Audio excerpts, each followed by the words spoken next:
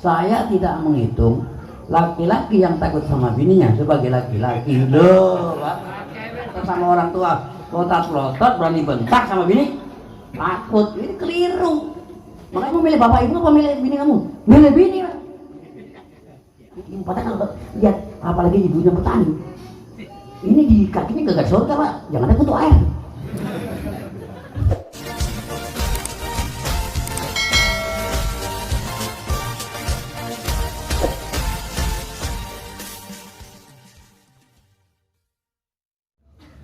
Assalamualaikum warahmatullahi wabarakatuh. Bismillahirrahmanirrahim. Alhamdulillahirabbil alamin wa bihi nasta'inu ala umuri dunya waddin. Wassalatu wassalamu ala asrofil anbiya'i wal mursalin sayyidina wa nabiyina wa maulana Muhammadin wa ala alihi wa sahbihi ajma'in, amma ba'du. Tiada kata yang patut kita ucapkan melainkan puji syukur hadir Allah Subhanahu wa taala atas karunia-Nya, atas nikmat-nikmat-Nya yang telah dilimpahkan kepada kita, terutama yang paling utama nikmat iman, amin, nikmat Islam, amin, panjang umur, amin, sehat walafiat, amin, seger waras, amin ya rabbal alamin.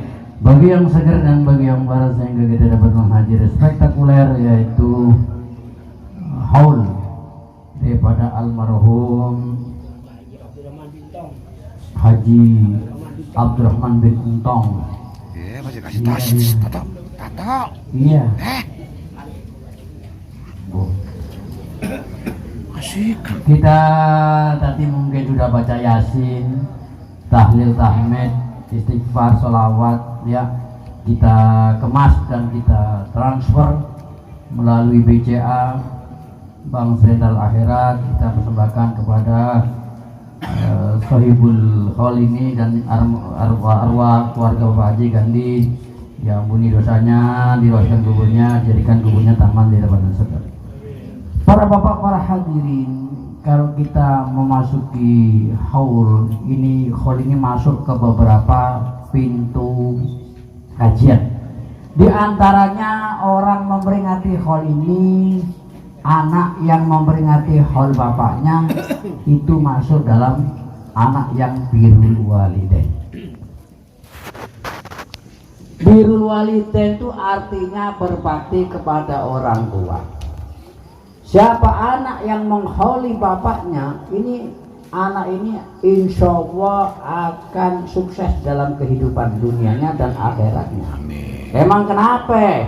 Karena dia telah mengeluarkan modal beberapa US dollar untuk membeli kue-kue, membeli minuman-minuman, yang mana kue dan minuman ini masuk ke sedekah yang diholi. Sedekah minuman, sedekah makanan, sedekah buah-buahan, sedekah yang merah-merahnya apa?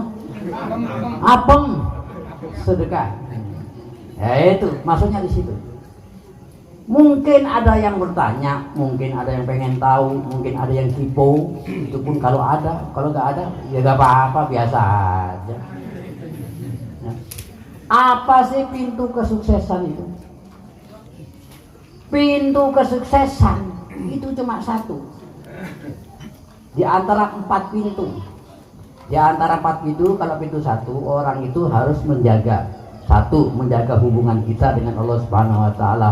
Itu dengan banyak zikir supaya hati kita tenang, supaya hati kita kagak mendumel menjalani hidup ini.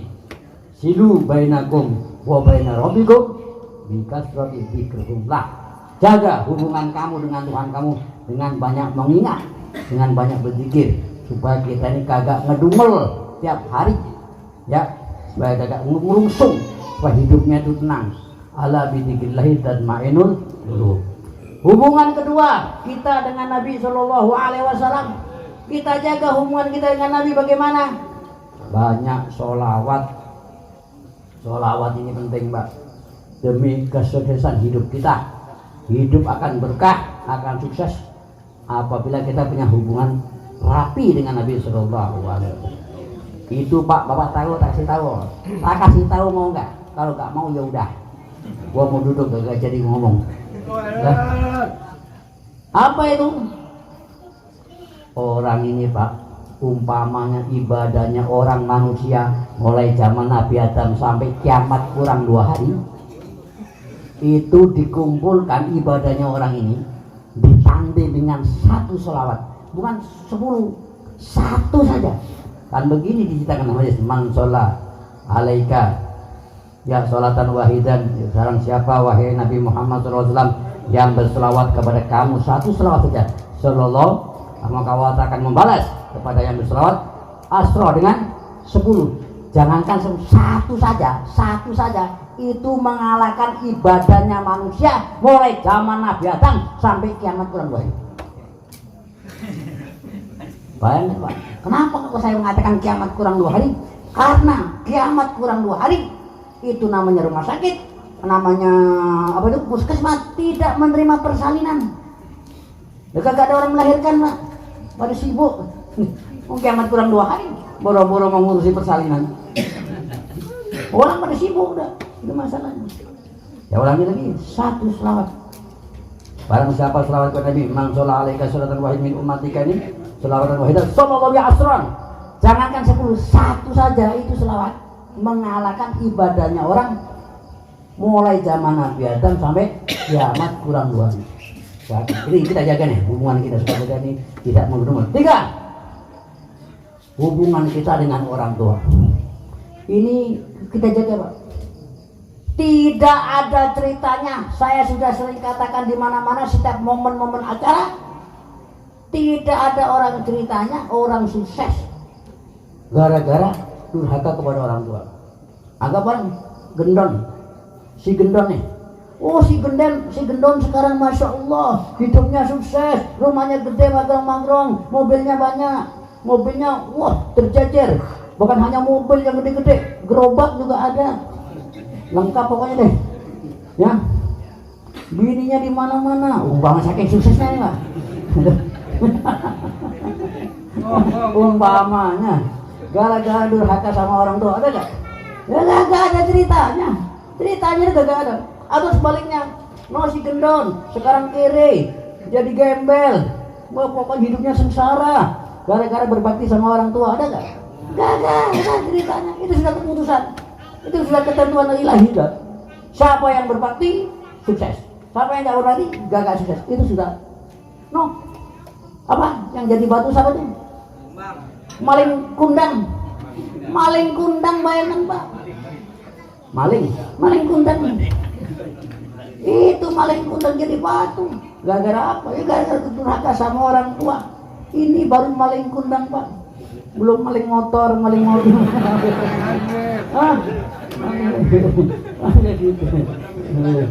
Ini maling motor itu Pak.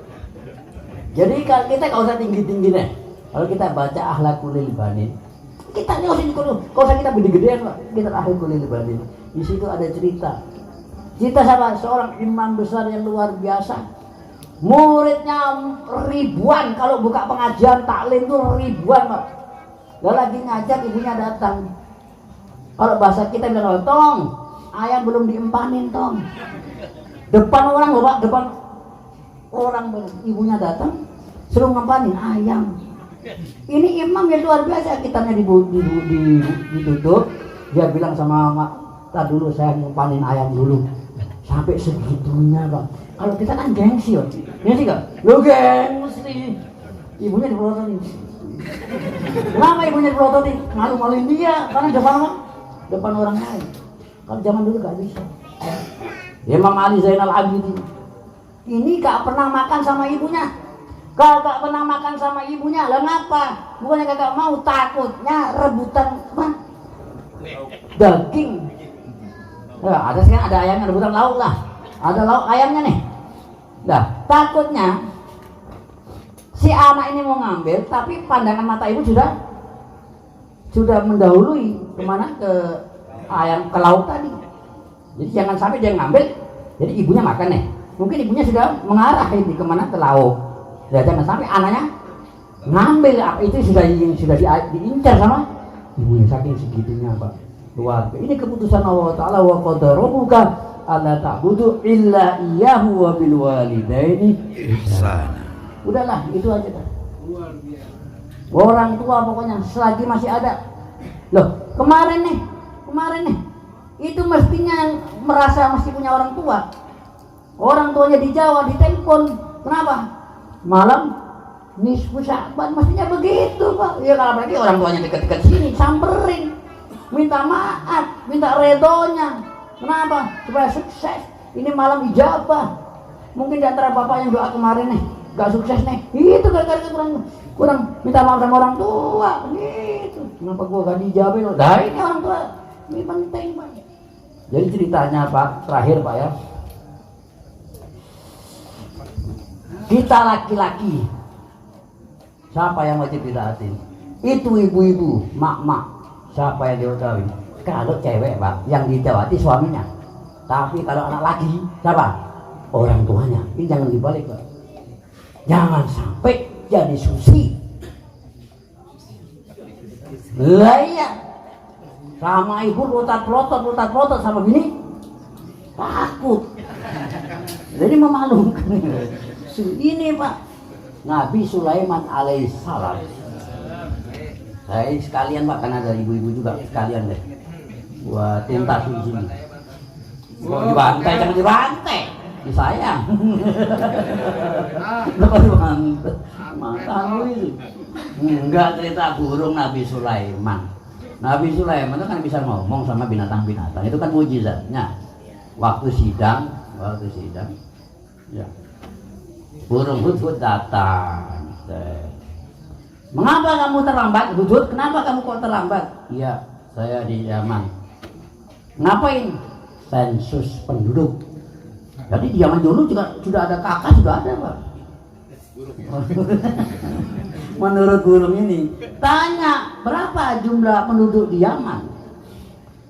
Dia bilang umpamanya 10.000 umpamanya, tapi kebanyakan 1.000 penduduk Yaman.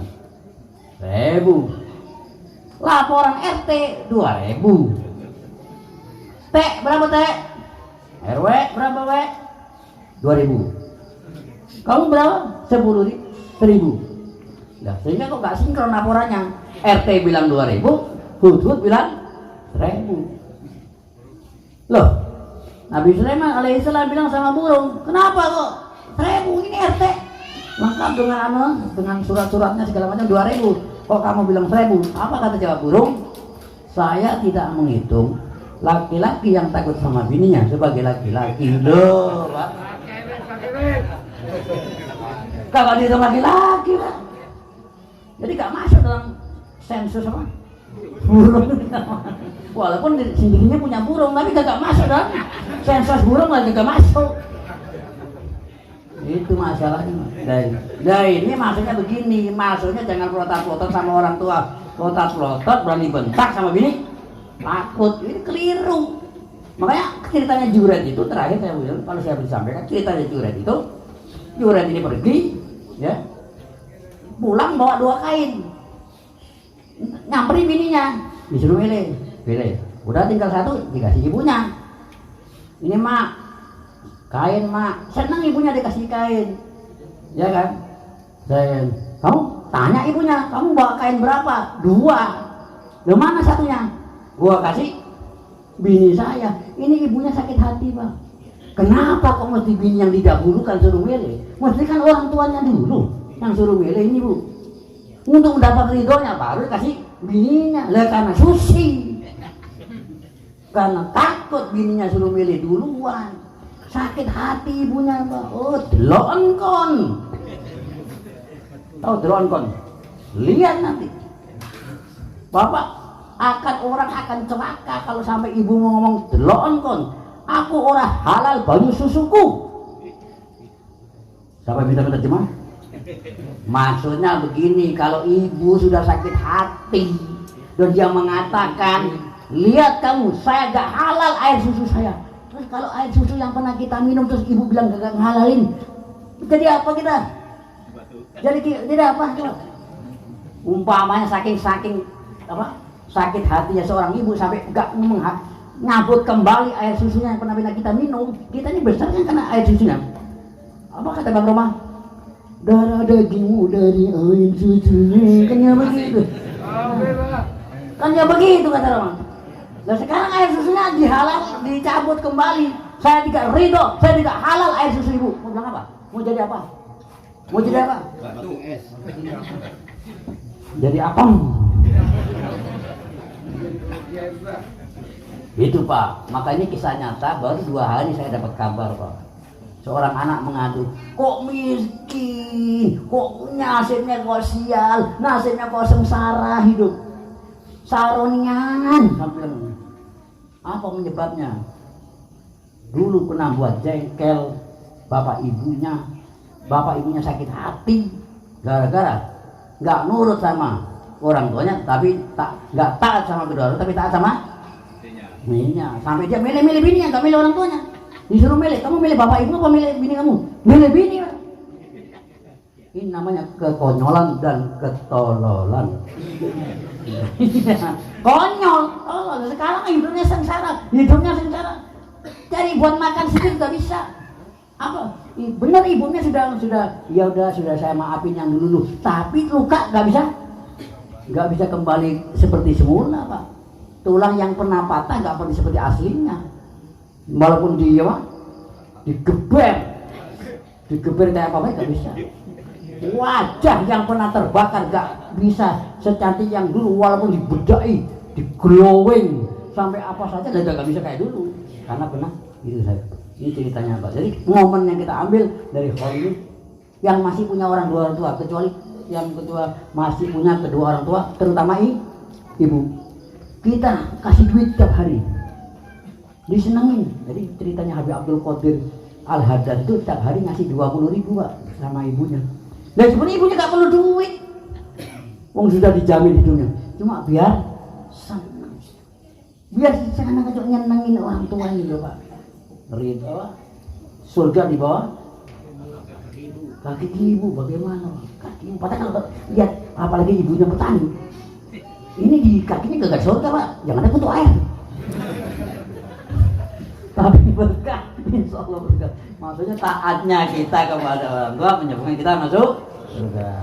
Saya kira cukup Pak. Saya lihat wajah-wajah yang kurang bersahabat. Ya, demikian bisa berada, bendanya dari Allah, salahnya dari saya. Kalau semua, assalamualaikum warahmatullahi wabarakatuh.